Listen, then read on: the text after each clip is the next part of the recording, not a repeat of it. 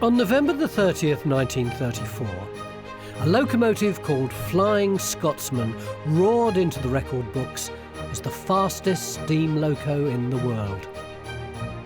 Flying Scotsman's speed of 100 miles per hour seemed an extraordinary achievement in an age when railway companies were fighting to win customers in the face of the rising threat of road transport.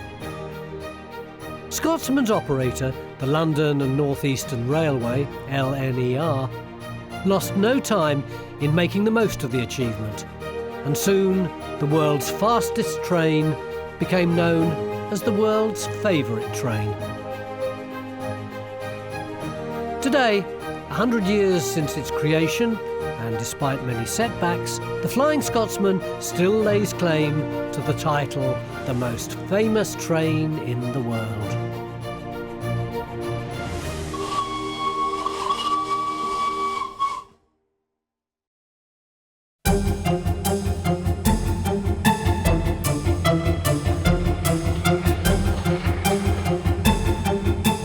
It's been over 50 years since the last steam locomotives were retired by the then National Network Rail operator British Rail. Among the very last to go was one of the most famous of them all, the Flying Scotsman. That the Flying Scotsman still runs to this day, 100 years later, is remarkable. It's a tale tinged with disaster, financial ruin, love, tenacity and rebirth. There have been many times when it seemed that the Flying Scotsman had pulled its last train, only for the engine to be rescued at the 11th hour.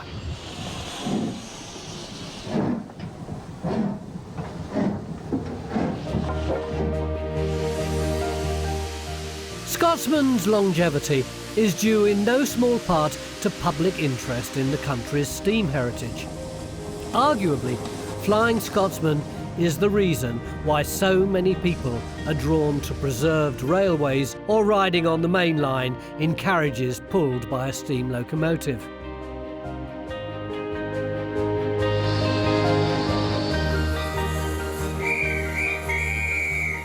Today, there are around 150 heritage railways in Britain, covering some 560 miles of track. Many pass through stunning scenery, often on narrow-gauge tracks. But there are also a handful of steam locomotives which, because of their size and power, are allowed to pull trains for special tours on the national network. The forefront of this movement is Flying Scotsman.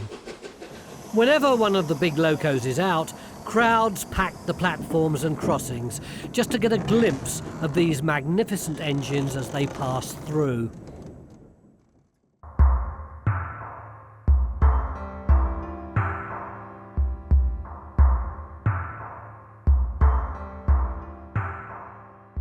Flying Scotsman is one of the most elegant and charismatic engines ever built.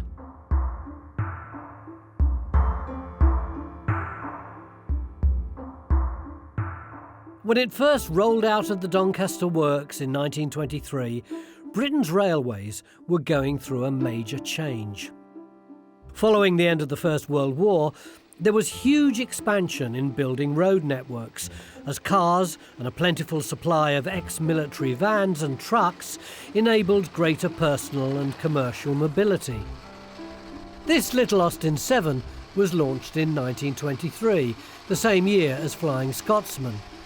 Small, relatively cheap to buy, it typifies the sort of challenges the railways faced.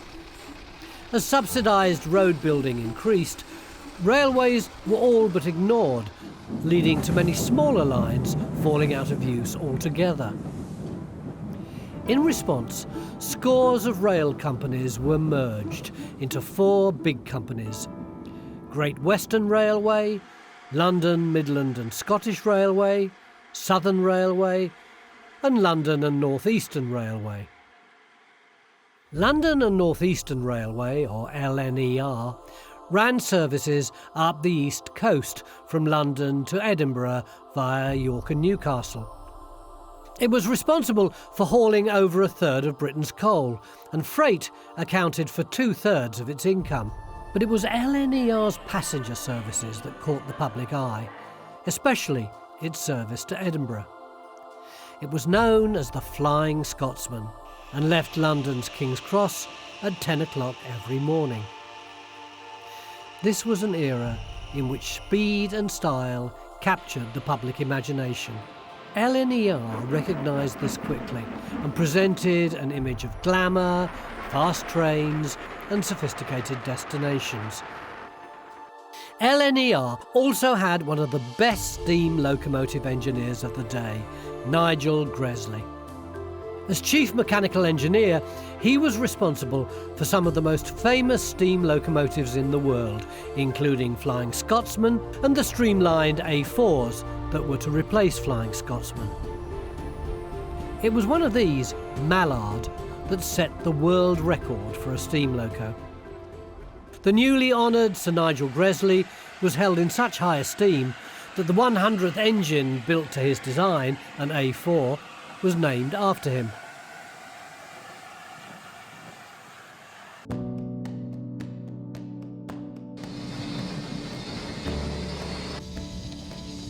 Following the grouping of the myriad railway companies into just 4 big operators, the newly created LNER inherited one of the country's most famous services, the Special Scotch Express, also known informally as the Flying Scotsman. The service dates back to 1862, beginning with simultaneous departures at 10 a.m. from Edinburgh's Waverley Station and London's King's Cross. The journey took around 10.5 hours, including a half-hour stop at York.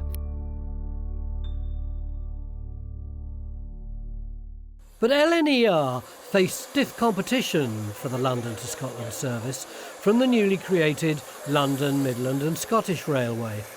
Their non-stop Royal Scots service ran up the western side of the country.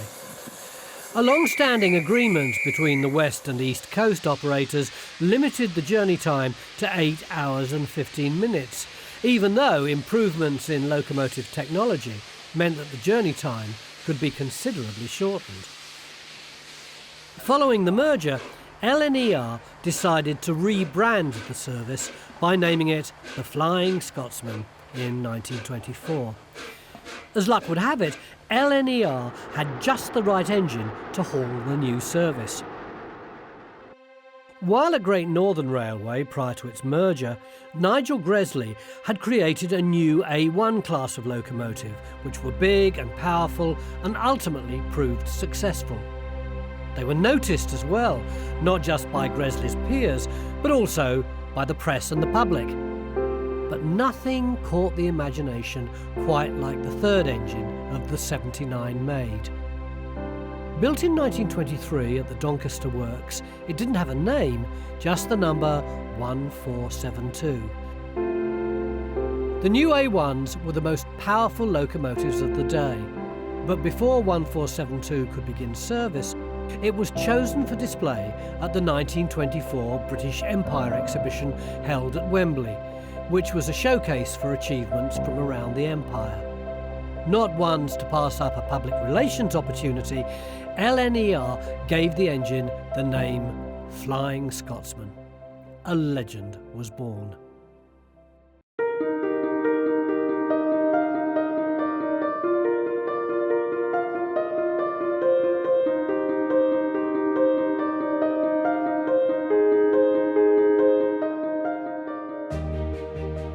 It wasn't until 1928 that Flying Scotsman pulled its first train to Edinburgh.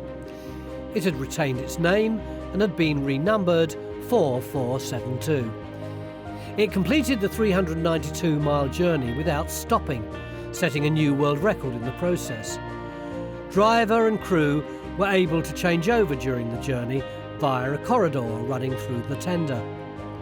Water was replenished by scooping it from a trough between the rails. Journey times started to tumble. By the time Flying Scotsman set its world record of 100 miles per hour in 1934, London to Edinburgh could be covered in just under 7.5 hours. By now, Flying Scotsman had been upgraded to an A3 class locomotive with a boiler capable of producing greater pressures and new, more efficient valves and cylinders. The engine had become the most famous in the world.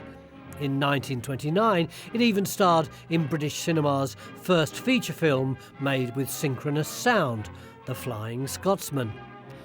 Starring Pauline Johnson and Ray Milland, it was a pretty forgettable crime caper, although many scenes were filmed on the London to Edinburgh service. However, LNER were furious, as it showed scenes which broke almost every safety rule in the book. It was the kind of message LNER had worked hard to distance itself from. Rail travel was fast but safe. Nigel Gresley insisted that a disclaimer was shown in the opening titles. Many years later, in 1983, Ray Milland was reunited with Flying Scotsman during a visit to Carnforth.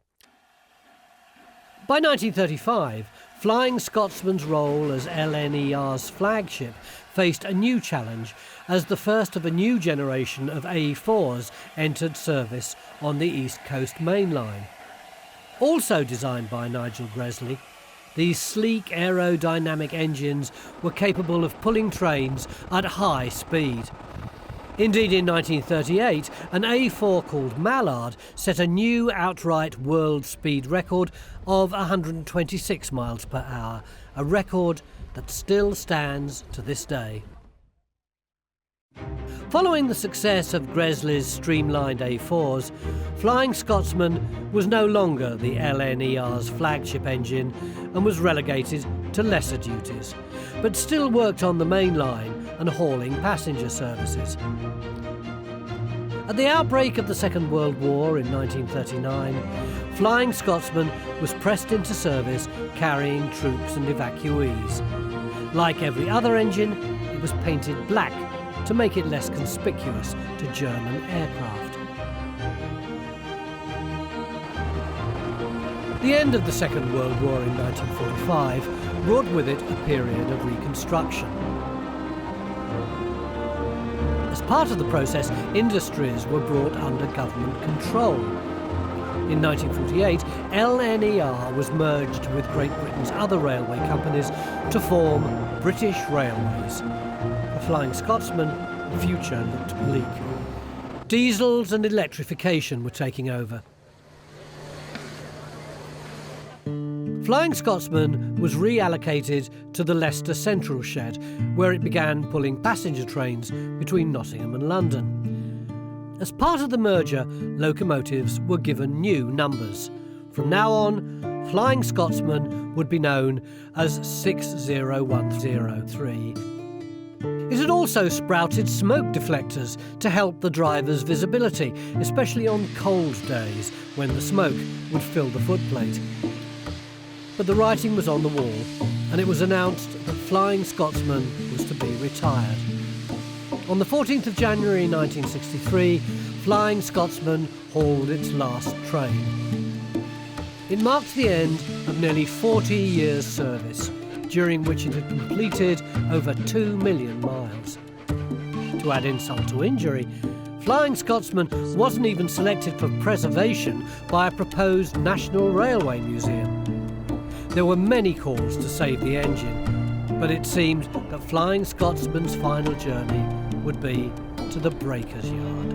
It was a one-off. I mean, there were originally about 80 of those unstreamlined locomotives built, and it is the only survivor of the unstreamlined Pacifics. I, quite by chance, was appointed a part-time member of what in those days was the British Transport Commission. And as such, I had a sort of inside view of what was going on about the modernisation programme. And it became quite clear there were going to be no unstreamlined Greater Pacifics preserved. And I felt that was a great shame, and historically, not a very good thing anyway. And I persuaded the then General Manager of the Eastern Region of British Rail that if it got to the point where they were going to be scrapping all the unstreamlined engines, I would like to do something about it and make sure that one of them got saved. Alan Pegler had first set eyes on Flying Scotsman as a young boy at the 1924 British Empire exhibition. Like many after him, he was smitten by the powerful but graceful lines of Gresley's design. A successful business career enabled Pegler to indulge his passion for steam railways at a time when interest in preserving them was just starting.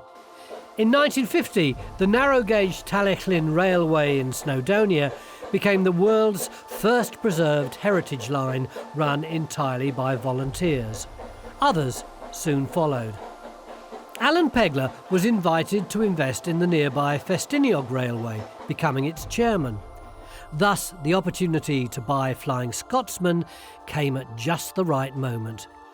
Such was the fame of Flying Scotsman that a group of enthusiasts tried to raise the asking price of £3,000. They failed to raise the money, and so Pegler decided to buy the engine outright. Eventually, of course, that situation did arise, and I felt that the only engine that really that stood out from all the others was Flying Scotsman. That was the one I wanted to save. And I got the idea at the same time, don't ask me where I got it from, it'd be a great idea if one could keep the thing running. It's goodbye to the most famous engine of all time, the Flying Scotsman, the giant among giants of the romantic age of steam, built 40 years ago at Doncaster. Happily, the Scotsman's not going to be scrapped, for she's been bought by a Nottinghamshire businessman and railway. Alan Pegler had achieved his ambition and was now the proud owner of Flying Scotsman. The 14th of January 1963. Britain was in the grip of the coldest winter in 200 years.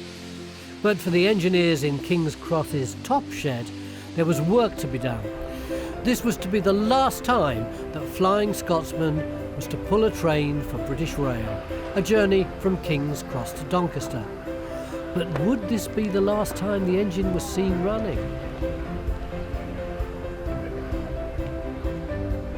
The early 1960s were a time of great turmoil for British Railways.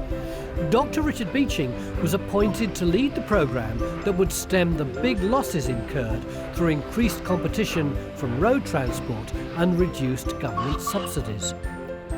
While this was going on, Pegler had successfully negotiated the contract he needed in order to keep Flying Scotsman running. The reaction one got was, well, of course, you can't do that. You can't have a private engine running on British Railways.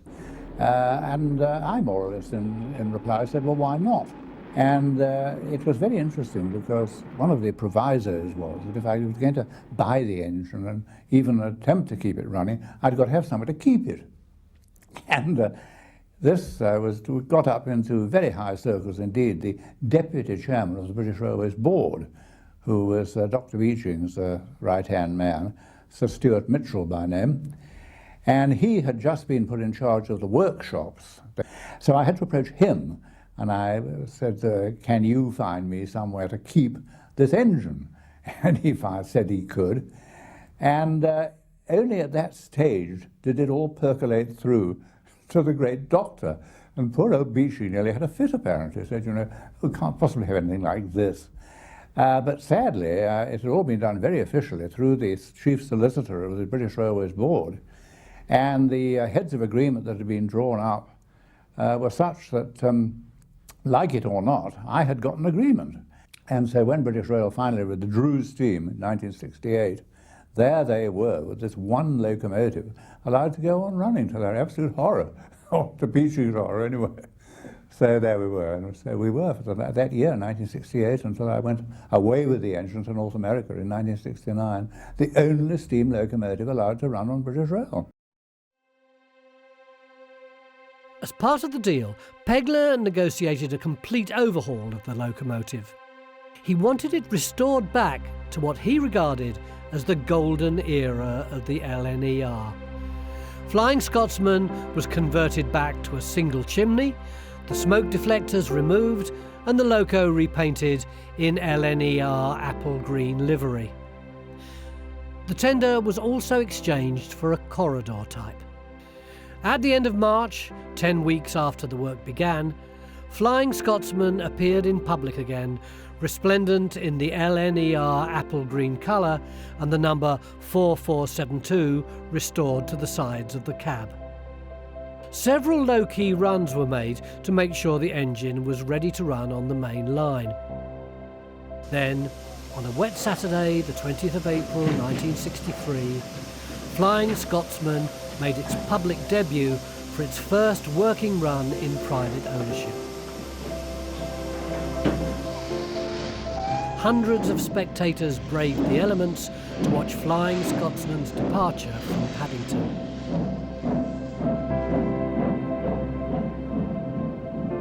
At Birmingham Snow Hill Station, some 8,000 people crowded onto the platform. On board were members of the Festiniog Railway Society that Pegler had done so much to save.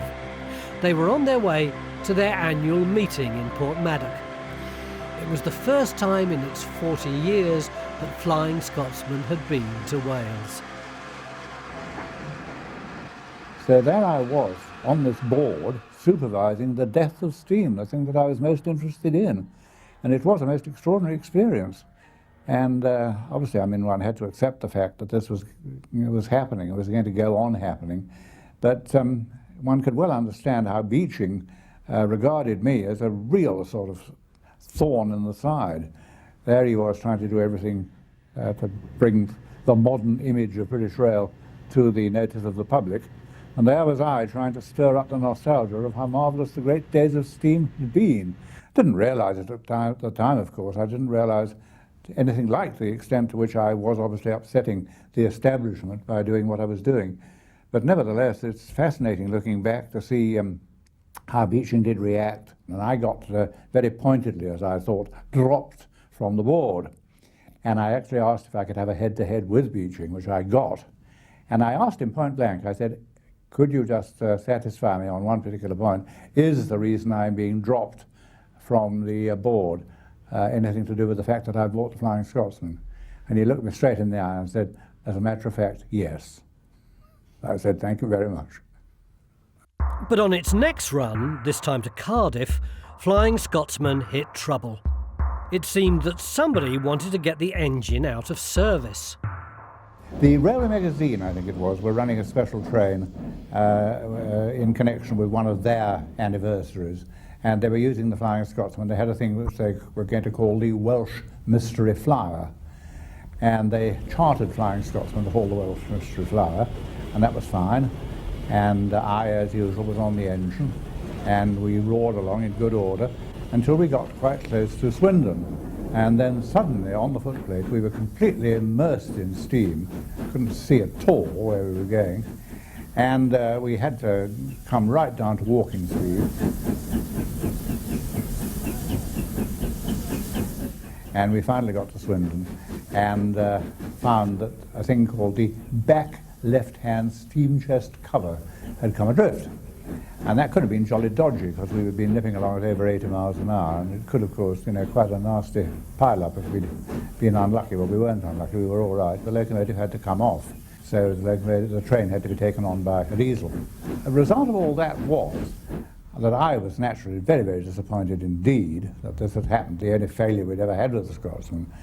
And so it came out finally that somebody had got at the engine overnight, that it had definitely been sabotage, or the insurers thought it had anyway, that somebody had slackened off the nuts maliciously, that's the word they put in the written report. And I thought, well, to hell with this for a lark, let's do it anyway. So when the locomotive had been repaired, which was only a very minor repair anyway, we decided to have another go. And the run was going to be to Cardiff. And so I thought, well, look, don't let's mess about, let's go for it and try and break the record for the run from London to Cardiff. And the run from London to Cardiff was just over 2 hours. And so we set out to do exactly that. The run was made in support of the World Wildlife Fund. Pulling just 5 carriages and limited to 80 miles an hour, Pegler and Flying Scotsman achieved their goal. In May 1964, Flying Scotsman travelled from Doncaster to Edinburgh Incredible though it may seem, it was the first time the engine had been north of the border in 25 years. But by this time, long-distance runs were becoming more difficult as there were few water troughs left. There were a few water troughs left, but not very many. And if one was on a bit of route where there was a facility for picking up water, we'd got a scoop and we could pick up water, and that was fine. But it became quite clear that that happy state of affairs was going to end, and that when it did, one was going to have a very major problem. And we came up to with the idea of getting a second tender, and an awful lot of work needed doing on it. But nevertheless, we got the whole thing done, and the locomotive running with 2 tenders in the latter part of 1966. And to me, that was the obvious solution. And in fact, with 2 tenders and 3 sets of water troughs left, we managed in 1968 to do the non-stop runs from London to Edinburgh and back successfully, both non-stop. Absolutely extraordinary. It seemed Pegler's investment in Flying Scotsman had been a good one. But he had other ideas. I thought, well, it's a very good opportunity to cash in on this and take the locomotive somewhere else and run it where there won't be any problems. So the approach had been made to me by some business people, you know. Could I run a sort of export train in North America, flogging, you know, British exports and all the rest of it, have this train hauled by the Flying Scotsman? So I went into all this and found it could be done. Of course, it was horribly expensive to do. And I had a very good sponsor in America, a chap called Nelson Blount, who was a sort of a disciple of Billy Graham. He was a very much hot gospeler man. And rather sadly, he killed himself in a private aeroplane. He ran out of fuel and crashed in a wood, and that was the end of him. And I suppose the sensible thing to do would have been simply to say, well, my sponsor's gone, so forget it. We can't possibly do it. But of course, I was by that time fired with enthusiasm and thought, well, let's go to America anyway. Pegler was a very persuasive businessman. Having lost his sponsor, he turned to Harold Wilson, who was then British Prime Minister. The idea of sending Flying Scotsman as a travelling trade show to the US had its appeal, and funds were released to help cover costs. At Liverpool docks, the Pullman carriages were loaded onto the ship. Flying Scotsman was covered in a layer of grease to protect it from the elements during the journey. In all, 3 ships were required to transport the entire engine, tenders and carriages. As Flying Scotsman was lifted aboard, there were those who feared this might be the last time its wheels touched British soil. Pegler had no such doubts and pressed on regardless. On September the 19th, 1969, Alan Pegler launched his American expedition in the time-honoured tradition by smashing a bottle of champagne on the buffer beam. The journey across the Atlantic took 10 days, but on arrival in Boston, they encountered the first of many setbacks. The cranes weren't strong enough to lift Flying Scotsman ashore. $15,000 later, the problem was resolved. In order to be allowed to run on American tracks, Flying Scotsman needed to meet with certain safety requirements. These included a chime steam whistle, a bell, and a cowcatcher. The train was also only allowed to run either as a circus or an exhibition train.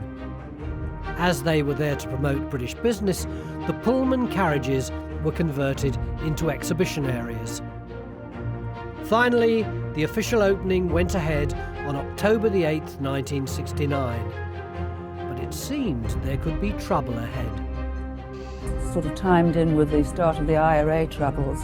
Being British, we were warned that we should lie low when we were leaving Boston because they were going to fire at the train.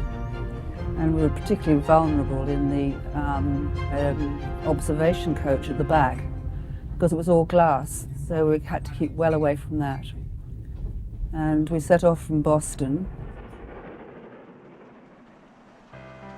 The first leg of the tour was to take Flying Scotsman to Houston, Texas, a journey that was scheduled to take 2 months. Despite the risk of attack, Flying Scotsman began its journey on October the 12th. The first major stop was Penn Central Station in New Jersey on October the 19th. The journey went well, but there were yet more problems ahead. Most of the New York rail network is underground, and regulations forbade steam trains going underground using their own power. They had to be towed either by diesel or electric. Thus, Flying Scotsman was towed into New York rather than in a steaming blaze of glory. This was to be a recurring problem throughout the tour, as many metropolitan authorities regarded steam engines as potential fire hazards. The costs for the tows had to be met by Pegler, and was something he'd not allowed for in his budget. But the tour seemed to be going well. On October the 30th, Flying Scotsman arrived in Atlanta, Georgia. From there, it was on to Steamer-Rama, which was being held at Anniston, Alabama. There, Flying Scotsman was joined by historic American locomotives Southern 750 and Southern 4571. Over 10,000 people flocked to see the three engines lined up. 2 hours later, Flying Scotsman was back on its way through the southern states, finally reaching Houston on November the 10th. Although the first part of the tour was over, there was still work to be done, as the engine had to be laid up for the winter. There were the remains of an old roundhouse at Slayton, Texas, which belonged to the Santa Fe Railroad. It was agreed that this is where Flying Scotsman would spend the winter while the next tour was planned. The tour had passed through 17 states and over 3,000 miles travelled, all destinations met on schedule. The 1969 tour should have been the end of Flying Scotsman's great American adventure. But Pegler was determined to take his train right across the United States. It was to be a costly mistake. Firstly, there'd been an election in Britain in which Harold Wilson was voted out in favour of Edward Heath's Conservatives. Because of changing priorities, the money promised by Harold Wilson to fund the tour was revoked. If Pegler wanted to carry on with the tour, he would have to finance it out of his own pocket. I managed to do a very good deal with the Santa Fe Railroad. They lent me what was left of a roundhouse, a place called Slayton in Texas. So we puffed away up to Slayton and put the train away, locomotive and the carriages, in this roundhouse in 1969, and came back to England and found, to my, not horror, but I was a bit disappointed, that the reaction of people like the Board of Trade was not all that favourable. They didn't sort of say, well, well done and jolly good show and all the rest of it. They were sort of saying, yes, well, and you're thinking of going again, are you, and all the rest of it. And there was no sort of support whatever. I, on the other hand, had been assured that if I took the locomotive back to America again, I'd be able to drive the thing myself. And that was an enormous carrot, of course, because I had not been allowed to handle the controls in this country. Or officially I hadn't, anyway. The tour went ahead, and despite crisscrossing the central and northern states as well as visiting Canada, Pegler was losing more money than he could make. By the winter of 1970, bankruptcy was looming on the horizon. I had got the idea by then that the only hope of salvation, in terms of money, was to get out from west, to get right across to California. And I'd very much got San Francisco in mind. In what seemed like a last throw of the dice, Pegler persuaded the organisers of a British Week festival in San Francisco to have Flying Scotsman as the centrepiece. Arriving in October 1972, all seemed to go well. For 6 weeks, Flying Scotsman drew large crowds. But complaints from local restaurants that it was blocking their sea views meant that the engine had to be moved. The new location was in a remote part of town, and so visitor numbers started to decline. Inevitably, the money ran out completely. Penniless and owing over £130,000, Pegler returned to England, although not before he moved Flying Scotsman to a military storage facility near Stockton, California, where it would be out of sight from creditors' lawyers. The fears expressed 3.5 years earlier that Flying Scotsman might never return to England now seemed to have become a reality. It seemed a sad ending to a story that had begun 50 years earlier. I literally did lose everything. I'd put quite literally everything into it. I mean, it was entirely my own fault. I mean, the fact that I lost all my money was because I thought I was having a ball driving the blooming engine all around North America, which is absolutely true. And I knew exactly what I was doing. And I simply took the view, this is a once-in-a-lifetime chance. But all was not lost. A new chapter was about to begin. William Bill McAlpine was a member of a family that had made a fortune in the construction industry. He was an avid railway enthusiast who had even built his own full-sized railway in the grounds of his Buckinghamshire estate. Alan Pegler I met in about 1965 or 6, not long after he got Scotsman. And he ran a trip to the Festiniog Railway for a shareholder special, and I was invited on it. And I met him there, briefly, because he was quite busy on the footplate and running the thing. I've always been interested in railways, and but I suppose my involvement with Flying Scotsman was almost by mistake. Alan Bloom of Bressingham Hall rang up one day and said, look, we understand that Scotsman's in trouble in America, and shouldn't we do something about it? So I said, I really did think we should, but the thing to do was to get hold of George Hinchcliffe, who had managed the tour, the previous tour, which I did, and he said he'd be delighted to go over as long as somebody paid his fare. Miraculously, George Hinchcliffe managed to smuggle Flying Scotsman out of its storage facility and onto a ship bound for England before any outstanding creditors realised. It was a cold day in February 1973 that the ship carrying Flying Scotsman docked in Liverpool. This time, there were no pipers or champagne, just relief that a much-loved national treasure had finally returned to Great Britain.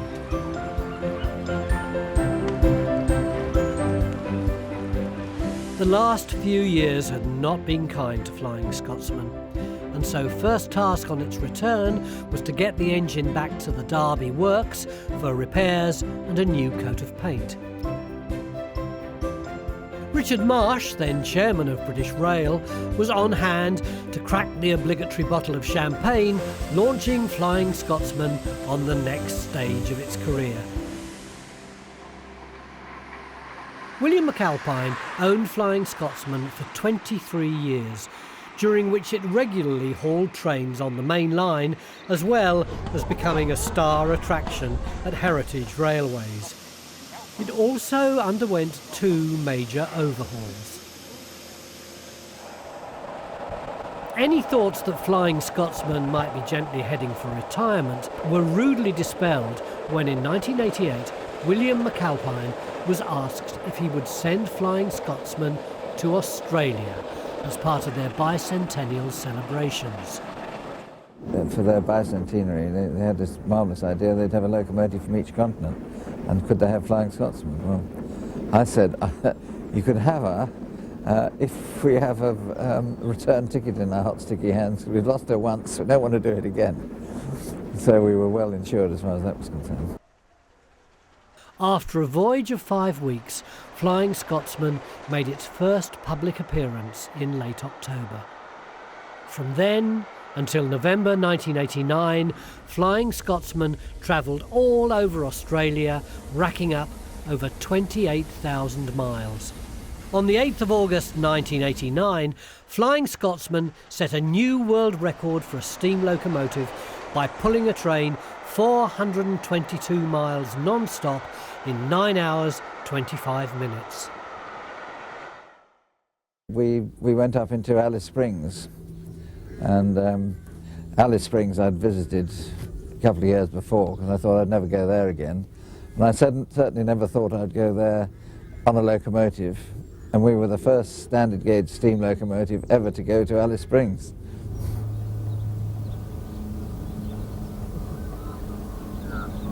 In 28 days we did 4,000 miles. In Australia we carried out the longest non-stop steam run. And 9 days later we set off to go to Perth. Now Perth is 2,500 miles from Sydney, and we did that in 5 days. And basically we steamed night and day with just servicing stops thrown in at around every 250 miles. The rest of the time we were basically travelling day and night, and so we were taking it in turns to be on the footplate, and we had 2 sets of men crewing the locomotive. So we've been across the longest piece of straight railway in the world twice, which is 297 miles without a bend.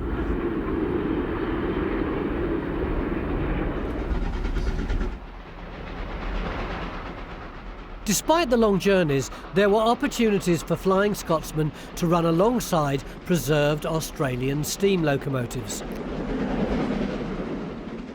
Come November 1989, it was time for Flying Scotsman to return home. Although it resumed carrying passengers on day trips, Flying Scotsman was not in good shape. Between 1992 and 1995, Flying Scotsman had completed over 30,000 miles. It was also proving very expensive to keep running, despite the regular visits to heritage railways and mainline runs. To help spread the costs, William McAlpine merged his interests in Flying Scotsman with those of music impresario Pete Waterman. I went into partnership with Pete Waterman, who was interested in the locomotive, and we bought the special trains unit from British Rail, and with one thing and another, really the main interest was in the trains, running the trains of coaches for charter, and Scotsman by that stage was needing an overhaul, was actually in bits, and she wasn't the main part of the business. Flying Scotsman was now 70 years old, and problems were beginning to mount up. I've been involved with Flying Scotsman basically when it came back from Australia. And in those days we were involved in keeping the locomotive running as it went around the private railways. The biggest problem with the locomotive was that it was well and truly worn out. The piston rods were actually oval, and the packings were made to the round. So no sooner had we fitted the things, and a couple of weeks later we're actually having to go back and replace them. Anyway, this went on until we got to the stage at Llangollen where the boiler failed, and that was the end of it. The damage caused by the derailment was so severe that Flying Scotsman had to be immediately withdrawn from service. It was returned to its operating base at Southall to await what would be a major overhaul. The alignment of the frames we found was out. The locomotive was canting to one side at the front of it. So we had to straighten the frames, and this is done by using a riveting gun and peening up and down the frame. The middle cylinder, when we examined it, was found to be badly cracked on this locomotive. So the decision was made to use the spare one, which came off a locomotive called Salmon Trout. But our major problem was that that cylinder that came off Salmon Trout would not just drop into the frames, simply because the bolt holes were different. Every single bolt had to be made because they're fitted bolts and they had to be driven in. And that took us months.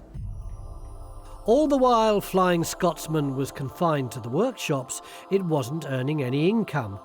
In fact, it was costing a small fortune. As a result, Flying Scotsman was put up for sale. Once again, Flying Scotsman found a new saviour. Biotech entrepreneur Tony Marchington agreed to buy the loco and a set of carriages for £1.5 million. I first saw it when I was 17 years of age, and I just passed scholarship papers to Oxford, and it was a bright spring morning, late March, and my mother woke me up and said, "Get up," she said, "get out down to the village, we're all going down to see Flying Scotsman come through." What happened subsequently was I, in the early 90s, having put together a collection of steam traction engines, I did other things before biotechnology, probably do other things after biotechnology too, and I wanted to buy a steam locomotive, and I started to look first for what was the Gresley A4 class, the streamline class.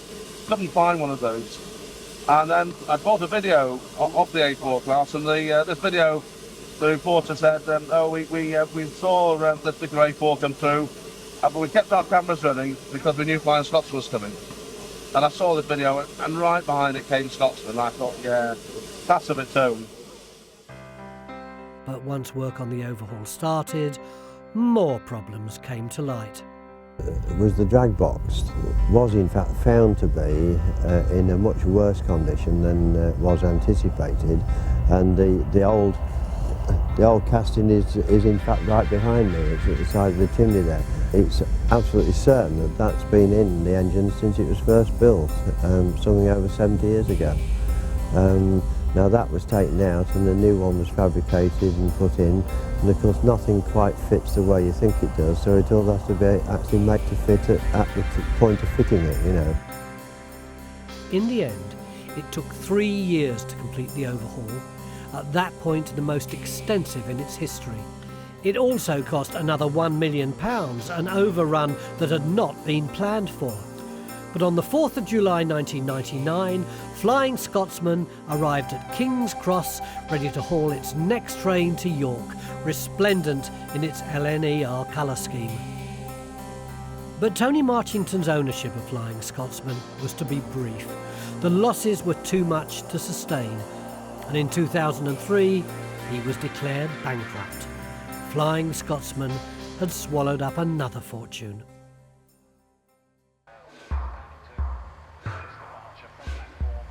In early 2004, the debt agency, acting on behalf of Tony Marchington's Flying Scotsman business, announced that it would hold a sealed bid auction for the loco to be held at the beginning of April.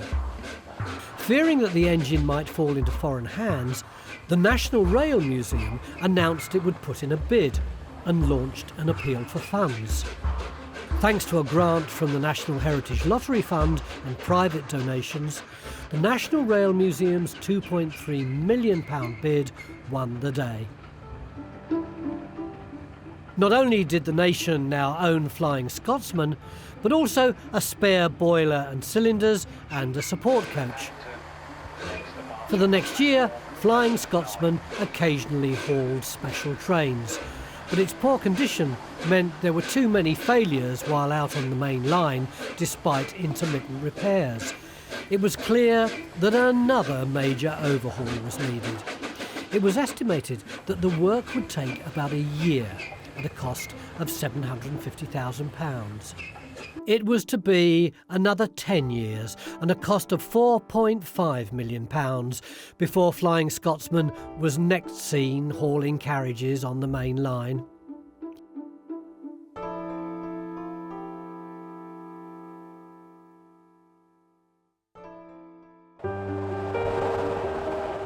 Today, Flying Scotsman continues to haul special trains on the main line and visit heritage railways. Nobody could have imagined that 100 years later, Flying Scotsman would still be hauling trains. Steam locomotives are limited to 75 miles an hour, but that's not a problem for these machines. We still have to bear in mind the same criteria that would for any other steam operation, ensuring that the paths are there and that Network Rail can squeeze us in. 75 miles an hour is quite fast for a steam train, but it's, in the greater scheme of things, you're fitting in with 125 mile an hour expresses on, say, the East Coast Main Line. So you've got to be able to ensure that you can duck in and duck out and keep out of the way, or be put out of the way, so as not to upset the other schedules. In some areas, they're very different, obviously, but the train's still a train. But I think Sir Peter Parker who said, steam warms the market. It gets people onto trains who probably never travelled on trains. We do get a lot of younger children who come, and Thomas the Tank Engine has done a lot for the cause. So a lot of people who've never seen or ridden on trains before, this is the ultimate experience, I suppose. There are the preserved private railways, but obviously they are rather more limited in their scope and what they can do. Here you're actually having a ride at speed on a main line with big engines, and a little taste of what it used to be like.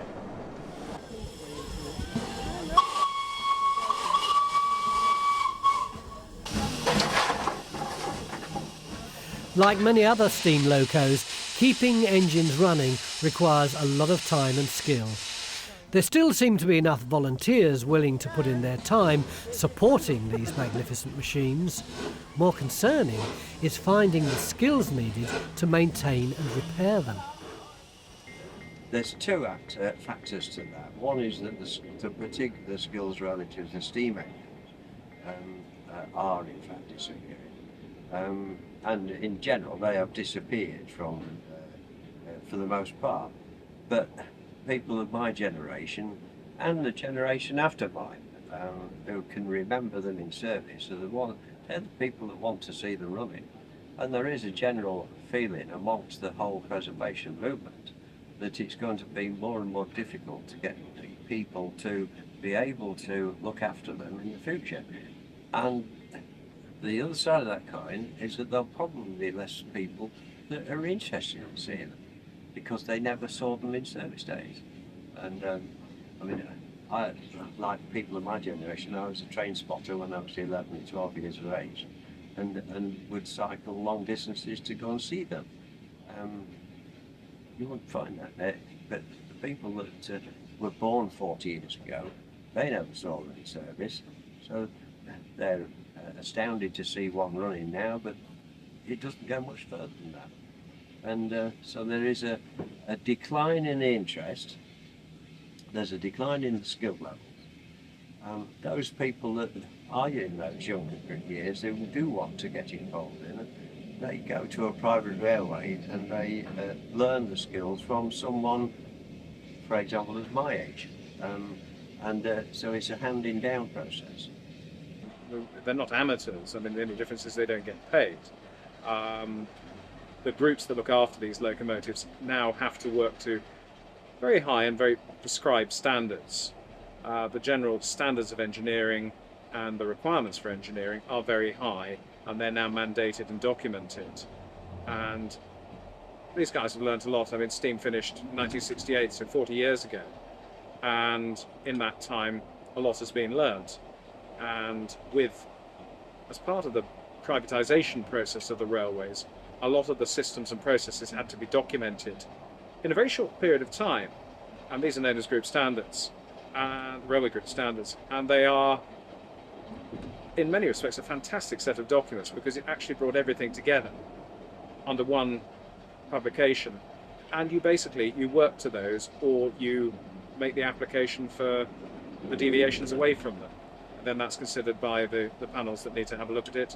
And then you end up with, for want of a better, awful old cliche, you get all the ticks in the box and then you can run. Today, heritage steam lines, large and small, are as popular as ever, attracting visitors of all ages, especially when a big engine like Flying Scotsman comes to visit. Arguably, if asked, most people can name at least two trains, Thomas the Tank Engine and Flying Scotsman.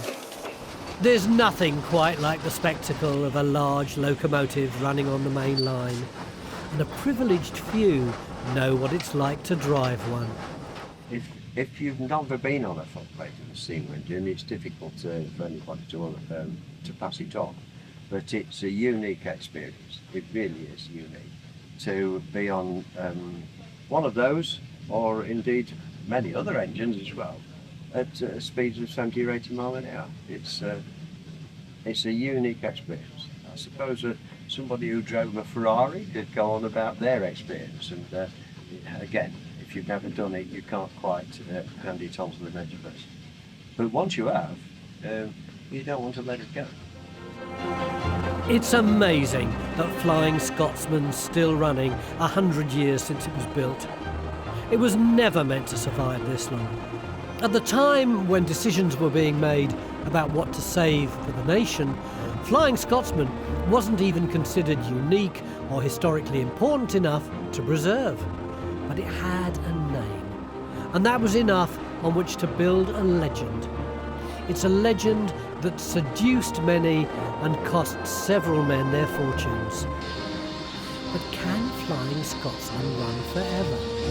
The answer is probably yes, but at a price.